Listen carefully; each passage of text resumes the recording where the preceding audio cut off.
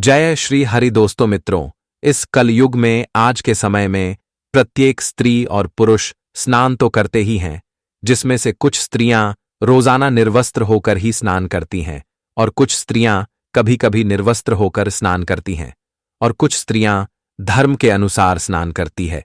तो मित्रों, आज की इस वीडियो में हम आपको एक कथा के माध्यम से बताएंगे कि निर्वस्त्र होकर स्नान करने से क्या होता है और निर्वस्त्र होकर स्नान करने से कौन सा पाप लगता है और क्या पति पत्नी एक दूसरे के साथ निर्वस्त्र होकर स्नान कर सकते हैं। मित्रों, पृथ्वी के समस्त लोग प्रतिदिन स्नान करते हैं, परंतु कुछ लोग स्नान करते समय कुछ गलतियां कर देते हैं।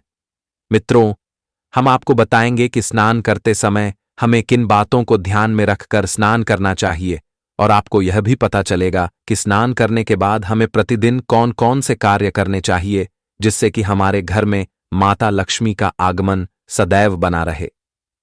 मित्रों, आजकल स्नान करना प्रत्येक मनुष्य के लिए अति महत्वपूर्ण है, परंतु कुछ लोग ऐसे हैं जो स्नान करने के समय कुछ गलतियां कर देते हैं, जिसके कारण उनके जीवन में काफी ज्यादा कठिनाइयां आ जाती हैं। मित्रों, स्त्री या पुरुष जो भी निर्वस्त्र होकर स्नान करते हैं, क्या हमें निर्वस्त्र होकर स्नान करना चाहिए या नहीं? मित्रों, मेरी आप सभी से आग्रह है कि इस वीडियो को आपको शुरू से लेकर अंत तक सच्चे मन से पूरा श्रवण करना होगा और जो भी श्रोतागण इस कथा को शुरू से लेकर अंत तक सच्चे मन से श्रवण करते हैं, उनके जीवन में आने वाले सभी संकट भगवान श्री हरि स्वयं हर लेते हैं। मित्रों, जैसे मछली के लिए पानी आवश्यक होता है, वैसे ही मनुष्य के लिए पानी आवश्यक होता है। उसी प्रकार आपके लिए संपूर्ण ज्ञान की जानकारी होना बहुत ही आवश्यक है, क्योंकि मित्रों, आधे अधूरे ज्ञान से कभी भी जीवन में मनुष्य को सफलता नहीं मिलती है। इसलिए आप सभी लोग इस कथा को पूरा श्रवण करना होगा। तो मित्रों, चलिए आप सभी का ज्यादा समय नष्ट न करते हुए कथा को सुनाना प्रारंभ करते हैं। मित्रों, एक बार भगवान श्री कृष्ण जी और देवी सत्यभामा जी अपने अपने सिंहासन पर विराजमान थे। तभी भगवान श्री कृष्ण जी ने देखा कि देवी सत्यभामा जी किसी बात को लेकर बहुत ज्यादा चिंतित लग रही हैं। तब भगवान श्री कृष्ण जी से रहा नहीं गया। उन्होंने देवी सत्यभामा को यूं चिंतित देखकर पूछा, हे देवी, क्या आप मुझे इतना चिंतित होने का कारण बता सकती है? तब देवी सत्यभामा जी भगवान श्री कृष्ण जी से कहती हैं, हे प्रभु, आज मेरे मन में कुछ विचित्र प्रश्न उठ रहे हैं, इसी कारण मैं आज इतनी ज्यादा चिंतित हूँ। तब भगवान श्री कृष्ण जी देवी सत्यभामा जी से कहते हैं, हे देवी, आप निश्चिंत होकर अपने उस प्रश्न को पूछिए, मैं आपको उस प्रश्न का उत्तर अवश्य दूंगा।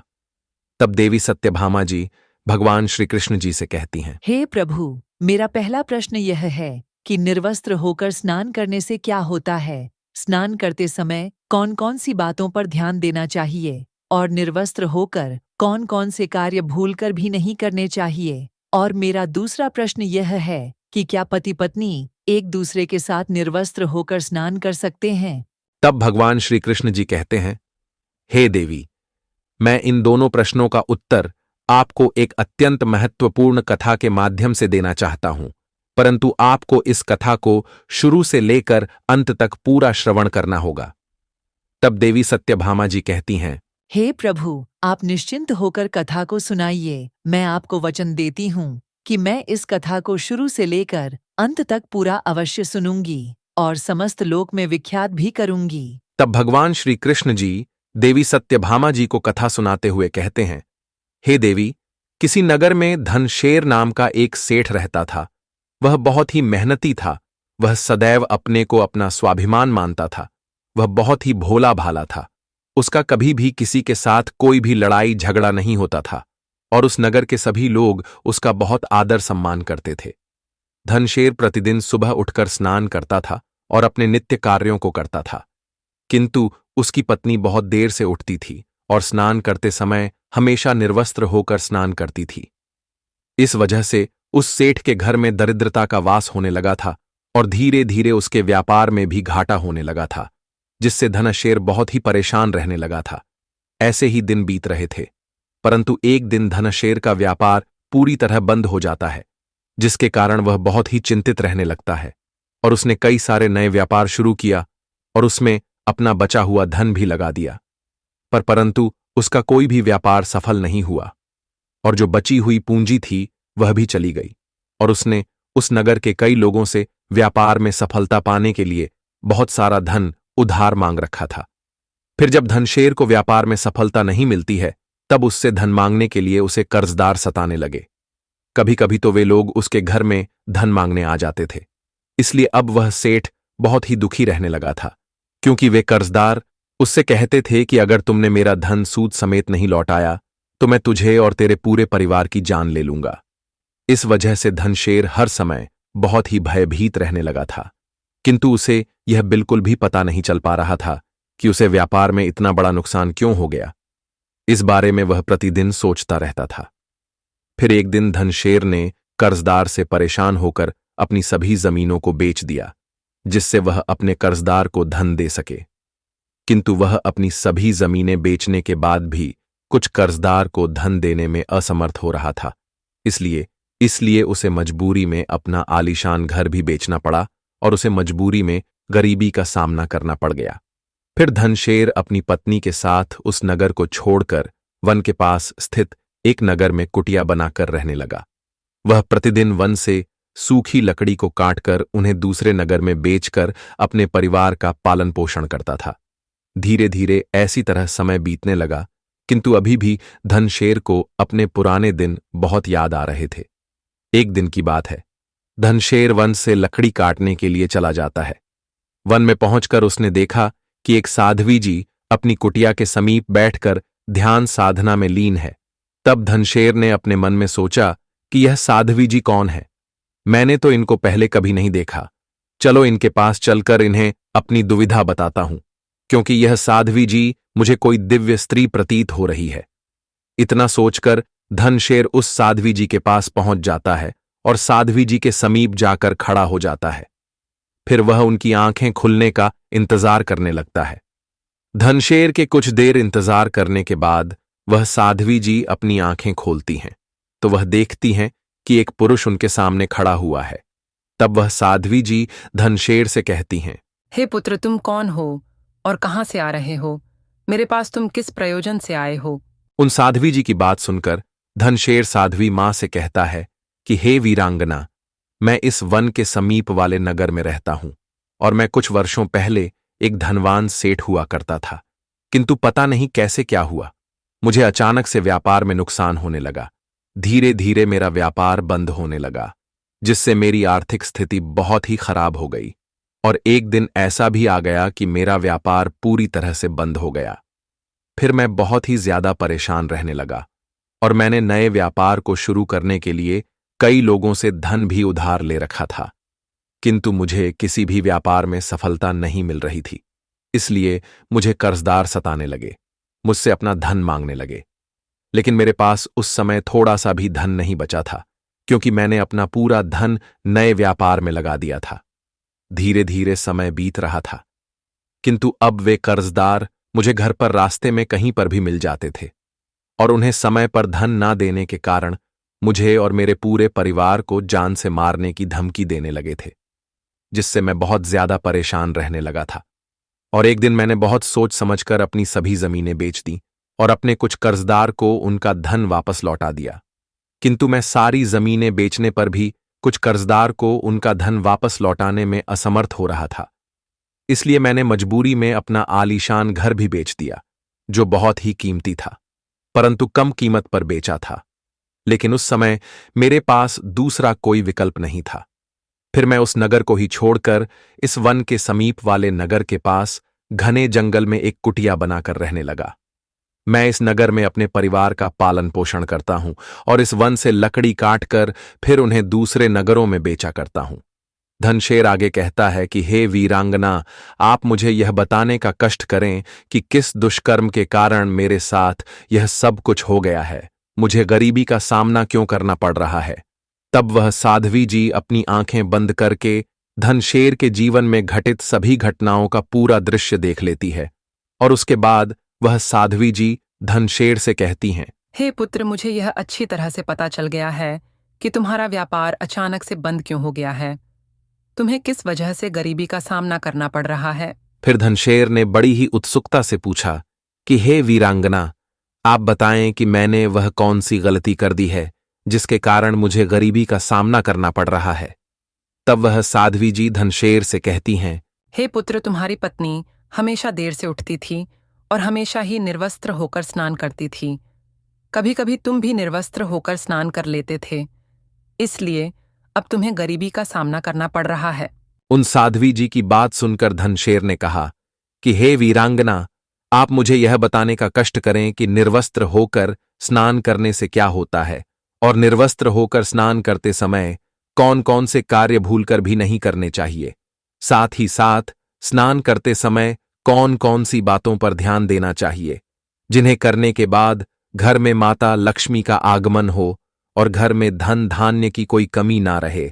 तब वह साध्वी जी धनशेर से कहती हैं, हे पुत्र, तुम्हारे यह सभी प्रश्न प्रत्येक मनुष्य के लिए बहुत ही आवश्यक है, किंतु मैं तुमको तुम्हारे इन सभी प्रश्नों के उत्तर देने से पहले तुमको एक महत्वपूर्ण कथा सुनाना चाहती हूँ। लेकिन तुमको मुझसे एक वादा करना होगा कि जब तक मैं इस कथा को सुनाऊंगी, तुमको उस कथा को शुरू से लेकर अंत तक पूरा श्रवण करना होगा है। तब धनशेर उन साध्वी से कहता है कि हे वीरांगना, मैं आपको विश्वास दिलाता हूं कि मैं इस कथा को शुरू से लेकर अंत तक पूरा अवश्य सुनूंगा। फिर वह साध्वी जी धनशेर से कहती हैं, हे पुत्र, किसी नगर में धर्मेंद्र नाम का एक पंडित रहता था। धर्मेंद्र एक मंदिर का प्रसिद्ध पुजारी था।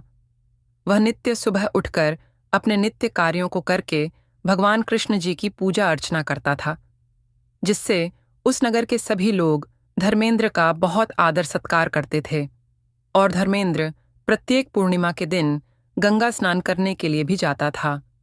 ऐसे ही दिन बीत रहे थे। एक दिन की बात है, धर्मेंद्र अपनी पत्नी के साथ गंगा स्नान के लिए जा रहा था। तब धर्मेंद्र ने अपनी पत्नी से कहा कि प्रिय, क्यों ना हम गंगा स्नान करने वाले लोगों की परीक्षा ले और हम देखते हैं कि कौन हमारी इस परीक्षा में सफल होता है।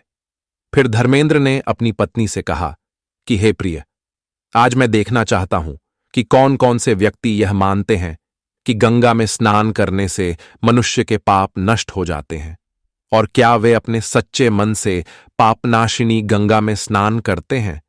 तब धर्मेंद्र की पत्नी भी उसकी बात मान लेती है। फिर वे दोनों आगे बढ़ने लगते हैं। तभी अचानक से वहां पर बहुत बारिश होने लगती है, जिसके कारण वहां पर सभी जगह चारों तरफ कीचड़ ही कीचड़ हो जाता है। फिर धर्मेंद्र अपनी पत्नी से कहता है कि हे प्रिय, तुम्हें मेरा एक कार्य करना पड़ेगा। अभी जब मैं इस कीचड़ में गिरने का नाटक करने वाला हूं, तब तुम्हें आते जाते सभी लोगों से मुझे इस कीचड़ से बाहर निकालने की मदद मांगनी है।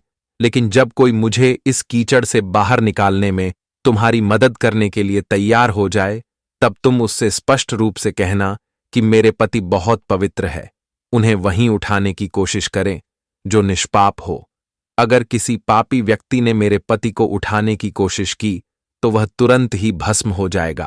फिर धर्मेंद्र की पत्नी अपने पति की सभी बात मान लेती है। उसके बाद अचानक से उसका पैर फिसल जाता है और धर्मेंद्र उसी कीचड़ में गिर जाता है। कीचड़ में गिरने के कारण उसके सभी वस्त्र गंदे हो जाते हैं और अब धर्मेंद्र को उठने में बहुत कष्ट हो रहा था। फिर धर्मेंद्र के कहे अनुसार उसकी पत्नी वहां पर आने जाने वाले सभी लोगों से मदद मांगने लगती है, किंतु कोई भी उसकी मदद करने के लिए तैयार नहीं हो रहा था। लेकिन जब कोई व्यक्ति धर्मेंद्र को उठाने में उसकी मदद करने के लिए तैयार होता है, तब धर्मेंद्र की पत्नी उससे स्पष्ट रूप से कह देती है कि मेरे पति बहुत ही पवित्र हैं। अगर तुम निष्पाप हो तभी तुम मेरे पति को हाथ लगाना नहीं, तो हाथ लगाते ही तुम भस्म हो जाओगे। धर्मेंद्र की पत्नी की बात सुनकर धर्मेंद्र को उठाने के लिए तैयार व्यक्ति भयभीत हो जाते हैं और भयभीत होकर वहां से चले जाते हैं।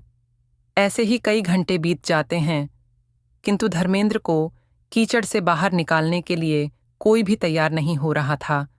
इसलिए धर्मेंद्र अपनी पत्नी से कहता है, हे प्रिय, तुमने देखा कि कोई भी हमारी मदद करने के लिए नहीं आया, क्योंकि उन्हें इतना भी पता नहीं है कि गंगा में स्नान करने मात्र से मनुष्य के सभी पाप नष्ट हो जाते हैं। इसलिए यह सभी दुखी रहते हैं। हमें सभी कार्य सच्चे मन से करना चाहिए। उसके कुछ देर बाद सामने से एक व्यक्ति आता हुआ दिखाई देता है। तब धर्मेंद्र की पत्नी उस व्यक्ति से भी अपने पति को कीचड़ से बाहर निकालने के लिए कहती है। तब वह व्यक्ति उसकी बात को मान लेता है और वह व्यक्ति धर्मेंद्र को हाथ लगाने ही वाला होता है कि धर्मेंद्र की पत्नी उस व्यक्ति को रोकते हुए कहती है कि हे वृद्ध पुरुष, मेरे पति बहुत ही पवित्र हैं। अगर तुम निष्पाप हो तभी तुम मेरे पति को हाथ लगाने की कोशिश करो, नहीं तो तुम इन्हें हाथ लगाते ही भस्म हो जाओगे। धर्मेंद्र की पत्नी की बात सुनकर उस व्यक्ति ने कहा, हे पुत्री, आपको मेरे निष्पाप होने में इतना संदेह क्यों है? भला गंगा में स्नान करने से पाप कहाँ शेष बचते हैं? इतना कहकर वह व्यक्ति धर्मेंद्र को कीचड़ से बाहर निकाल लेता। तब धर्मेंद्र उस व्यक्ति से अत्यंत प्रसन्न हो जाता है और उससे कहता है, हे बाबा, इतने सारे लोगों में सिर्फ तुमने ही सच्चे मन से गंगा स्नान किया है, और जो लोग बिना श्रद्धा विश्वास के सिर्फ दिखावे के लिए गंगा स्नान करते हैं, उनकी मनोकामनाएं कभी भी पूर्ण नहीं होती हैं। लेकिन जो लोग सच्चे मन से गंगा स्नान करते हैं, उनकी सभी मनोकामनाएं गंगा में स्नान करने मात्र से ही पूर्ण हो जाती हैं। और आगे वह साध्वी जी उस धनशेर से कहती हैं, हे पुत्र, चलो, मैं अब तुमको बताती हूँ कि स्नान करते समय कौन कौन सी बातों पर ध्यान देना चाहिए, जिसे करने से घर में माता लक्ष्मी का आगमन होता है और घर धन धान्य से भरा रहता है। उसे कभी भी गरीबी का सामना नहीं करना पड़ता है। पहला, सुबह उठकर नित्य स्नान करना चाहिए। स्नान करने के बाद सर्वप्रथम ईश्वर की पूजा अर्चना करनी चाहिए।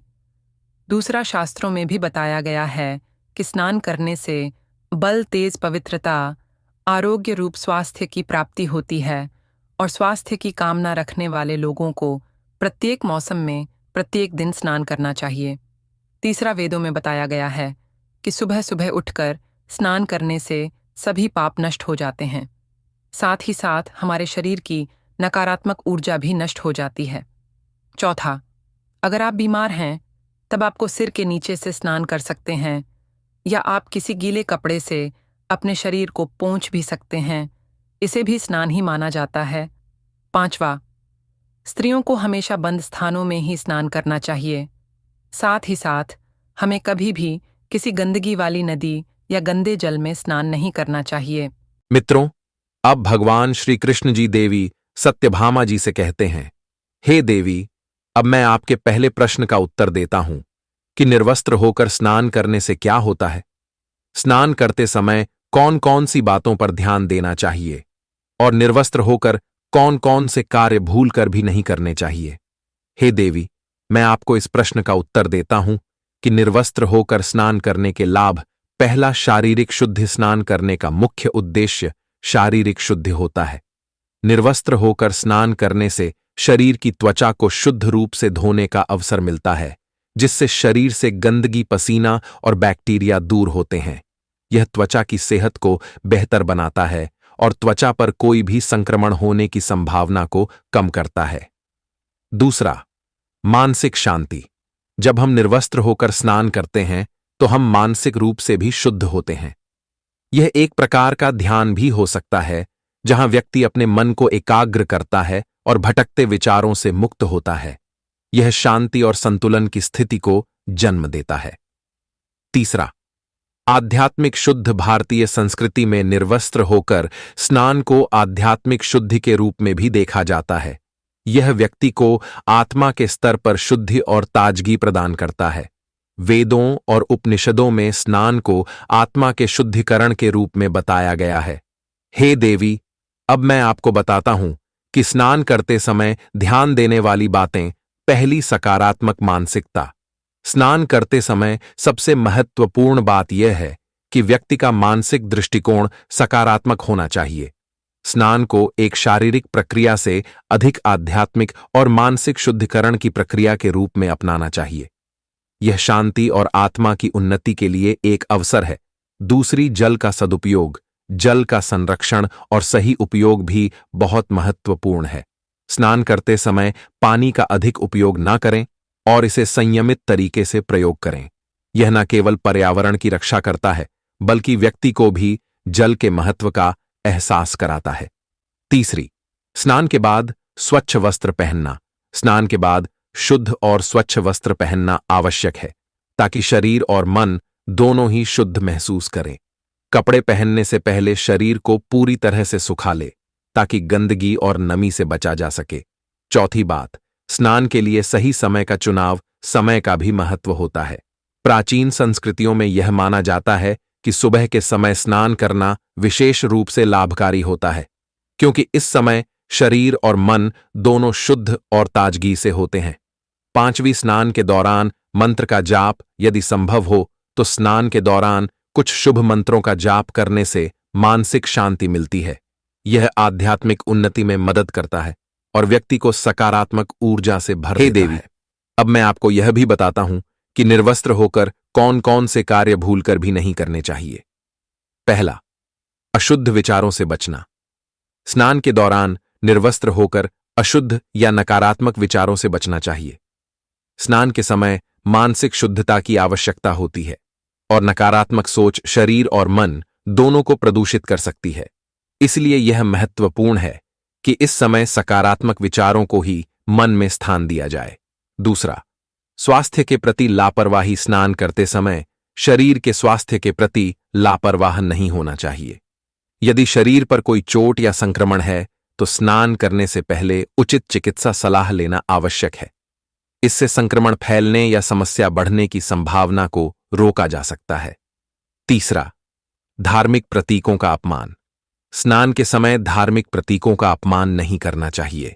विशेष रूप से अगर आप किसी धार्मिक स्थान जैसे गंगा नदी मंदिर या अन्य पवित्र स्थान पर स्नान कर रहे हैं तो वहां के नियमों और परंपराओं का पालन करना अत्यंत आवश्यक है।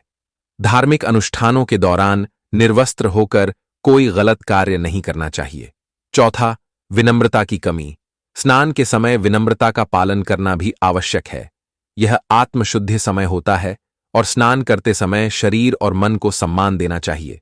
इस समय किसी भी प्रकार का अहंकार या गर्व करना मानसिक शांति के विपरीत होता है। पांचवा, स्मार्टफोन या अन्य इलेक्ट्रॉनिक उपकरणों का उपयोग। स्नान करते समय स्मार्टफोन या अन्य उपकरणों का उपयोग करने से मानसिक शांति में विघ्न आ सकता है। स्नान का समय आत्ममंथन और शांति का समय होना चाहिए, इसलिए इसे डिजिटल डिवाइस से मुक्त रखें। हे देवी, अब मैं आपके दूसरे प्रश्न का उत्तर देता हूं कि क्या पति पत्नी एक दूसरे के साथ निर्वस्त्र होकर स्नान कर सकते हैं? हे देवी, तो सुनो। पहली बात, सांस्कृतिक और पारिवारिक दृष्टिकोण। भारतीय संस्कृति में पारिवारिक जीवन और उसके आदर्शों को बहुत महत्व दिया गया है। विवाह एक पवित्र बंधन है और इस बंधन में पति पत्नी के बीच अंतरंगत और विश्वास महत्वपूर्ण होते हैं। भारतीय समाज में यह आम तौर पर माना जाता है कि पति पत्नी का संबंध व्यक्तिगत और अंतरंगत होता है और इस संबंध में दोनों एक दूसरे के साथ कई प्रकार की सामान्य और निजी गतिविधियां साझा करते हैं। कई परिवारों में यह विचार किया जाता है कि स्नान एक निजी और शुद्धिकरण प्रक्रिया है और यह एक अंतरंगत कार्य है जिसमें पति पत्नी यदि एक दूसरे के साथ होते हैं तो यह उनके बीच विश्वास और सहयोग को बढ़ा सकता है। इस तरह से यदि पति पत्नी दोनों को यह स्वीकार हो और किसी धार्मिक या सामाजिक नियम का उल्लंघन ना हो तो वे निर्वस्त्र होकर स्नान कर सकते हैं। दूसरी बात, धार्मिक दृष्टिकोण। धार्मिक दृष्टिकोण से देखा जाए तो विभिन्न धर्मों और संस्कृतियों में विवाह और पति पत्नी के रिश्ते को अलग अलग तरीकों से देखा गया है। पहला, हिंदू धर्म। हिंदू धर्म में विवाह एक पवित्र संस्कार माना जाता है और पति पत्नी के बीच के रिश्ते को सम्मान और विश्वास के आधार पर देखा जाता है। हालांकि हिंदू धर्म में सार्वजनिक और व्यक्तिगत जीवन के बीच अंतर किया गया है। भारतीय शास्त्रों में विशेष रूप से इस बात पर ध्यान दिया जाता है कि प्रत्येक कार्य को उचित समय और स्थान पर करना चाहिए। आमतौर पर हिंदू धर्म में स्नान को शुद्ध की प्रक्रिया के रूप में देखा जाता है और यह एक पवित्र कार्य है। ऐसे में यदि पति पत्नी को यह कार्य साथ में करने में कोई समस्या ना हो तो यह उनकी निजी पसंद हो सकती है। दूसरा, इस्लाम धर्म। इस्लाम धर्म में भी विवाह को एक बहुत ही पवित्र बंधन माना गया है और इस्लामिक सिद्धांतों के अनुसार पति पत्नी के बीच अंतर्गत संबंध एक सम्मानजनक और शुद्ध संबंध होते हैं। हालांकि इस्लाम में सार्वजनिक या धार्मिक जीवन में नग्नता को नकारात्मक दृष्टिकोण से देखा जाता है। इस दृष्टि से इस्लामिक संस्कृति में स्नान करते समय पारिवारिक आदर्श और शर्मिंदगी का ख्याल रखा जाता है। आमतौर पर इस्लाम में यह माना जाता है कि किसी भी तरह की नग्नता, चाहे वह पति पत्नी के बीच हो, तब भी शराफत और मर्यादा के भीतर रहनी चाहिए। मित्रों, आपको यह कथा कैसी लगी?